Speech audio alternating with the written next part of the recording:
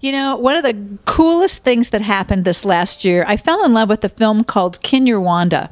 It's not an easy film, but it's a really beautiful film that's about the Rwandan genocide. But it was the result of the Rwandan people needing to tell their own story. So they found a director, Ulrich Brown, who is from Jamaica originally. And he went over, and in 18 days, he shot a full-length feature that has won awards all over the world. I saw that film, and I fell in love with it, but we just weren't able to program it last year. Then Ulrich Brown deepened his relationship with Goddard College. Ulrich is now an adjunct professor with them. And here in Port Townsend, Goddard is beginning their MFA program and their undergraduate residency program. So we were able to partner with Goddard College and bring Ulrich not just to the film festival, but to schools. On Friday, every single student from grades 9 through 12 will have seen Kinyarwanda, and they will have the opportunity to talk with Ulrich about...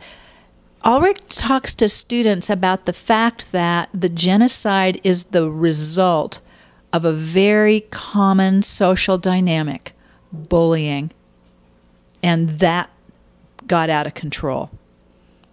The opportunity for students to take something that can seem really distant, like genocide in another continent, and they can identify with bullying, we all can, and to see the result of what happened there and the healing that was necessary, I believe is a very important story for students to hear.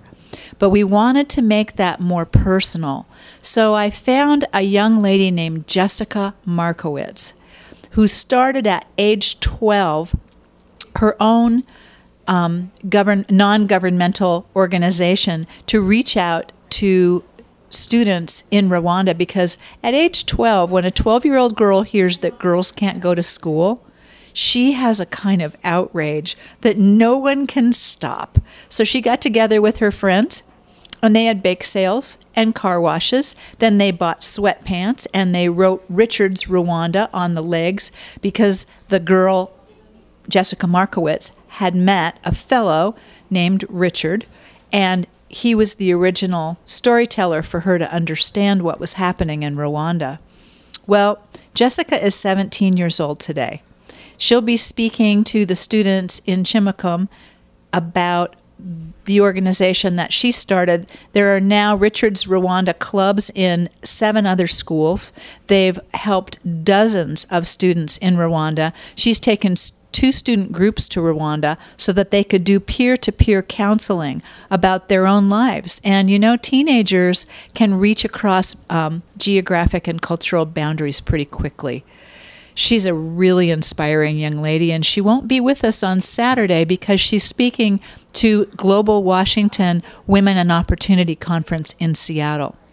She's a really dynamic young lady, and she is very excited about coming to Chimacum School. We believe that this is such an important opportunity that when the Quilcene School District asked for help, Port Townsend Film Institute decided to fund bus transportation for 35 students from Quilcene to attend as well. Following the all-school assembly, we'll be welcoming Ulrich and Jessica to a filmmaking seminar for the media classes from Quilcene School and Chimacum School. And that's all before 4 o'clock in the afternoon when they have to be back for opening ceremonies. I'm really excited about that. I'm excited that Shelley Wright will be speaking to students at Jefferson Community School about having an authentic life in a little tiny town in Missouri. She's now a country western singer and has become an activist for diversity. I'm excited about Bruce Dern speaking to students in the Port Townsend High School library about his life in Hollywood and what it's like to be an on-screen villain and an off-screen hero. He's worked as an advocate for runners And he's been very active in all kinds of community exercise programs in Los Angeles. He's a pretty cool guy, and nobody knows much about him, so we're very excited about making him a more three-dimensional person. He'll be here on Saturday night with his favorite comedy that he starred in, Smile. And following Smile, he's going to be doing a one-man show immediately following. Only ticket holders for that event will be able to witness this unique opportunity. That screening begins at 6:30. You need to be a pass holder and get a ticket 1 hour prior to that, or you can stand in the will call line and hope that your lucky stars are aligned. Those tickets are $20 for rush tickets. The same is true for the Friday night evening with Shelley Wright. Shelley will be speaking following the documentary film about her life, Wish Me Away. So both of those are special events. Another event I'm very excited about is Jeffery Kusama. He's a producer, and he's working with us this year with a program called What the Heck Does a Producer Do Anyway? Jeffery is the producer of a film called The Kids Are All Right. He's the first producer of a film about a family with two moms and two kids, and the kids decide that they really want to meet biological dad. So the stars of that film, Annette Bening, Julianne Moore, and Mark Ruffalo, tell a story that had really never been on the big screen before. But Jeffery can tell us the story of trying to finance that story. And believe me, he says it's the good, the bad, the ugly, and the truly horrific. That's the kind of opportunity that you have at a film festival. You can see movies at home, in your living room.